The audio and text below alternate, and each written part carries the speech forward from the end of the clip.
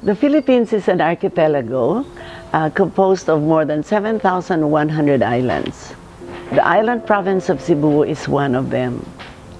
Cebu has mountains, hills, valleys and plains. It has waterfalls and rivers, and it is surrounded by the sea, the never-ending body of water that laps on its shores. These data point out to a diversity in the geography of the island itself. It is a good idea to delve into our culinary history to be able to understand why we cook and eat in a certain way and why we prefer certain ingredients. That is why I wrote the book Hikay, The Culinary Heritage of Cebu.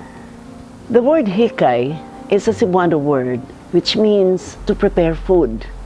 It is also the same word used for a feast.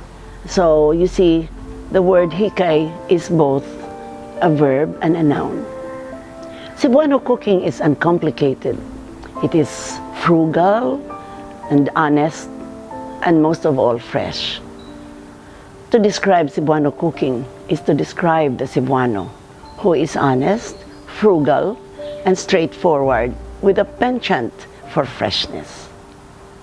A farmer tells me he brings home freshly harvested okra and eggplant, and his wife makes utan bisaya with it, adding kamuggay and sangig at the last minute. A carinderia owner cooks adobo with the liempo of the pig and makes dinuguan with the blood and the innards.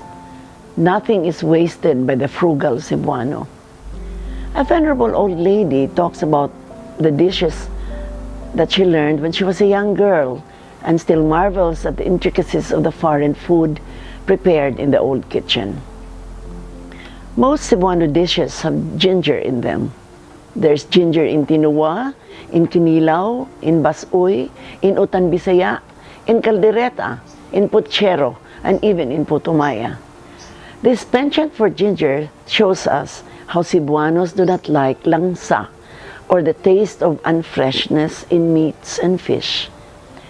Ginger is known to remove unpleasant odors and smells and taste, so they add ginger to make sure no dish will ever taste any langsa.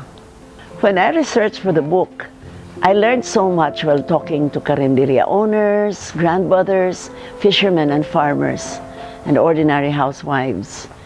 It gave me a whole new view of what it is to be a Cebuano through our food preferences. A fisherman gave me the freshest recipe for kinilaw. He said that while in the sea, on a boat, he cleans a newly caught fish in seawater. He pours vinegar into a bowl made from a coconut shell and breaks a kulikot or two. The fish is added to the vinegar, and there you have it, kinilaw. Geography plays a very important role in our food preferences. The landscape of Cebu influences our eating habits.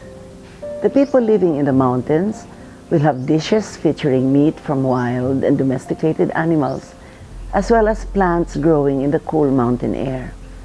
People living near the sea will prefer to eat deep-sea fishes like kitong, lapu-lapu, and katambak. The Cebuanos do not like fish grown in freshwater ponds or lakes. He does not like tilapia and bangus, much less the much maligned hito. History influences our cuisine. The Chinese were the first to come to our shores.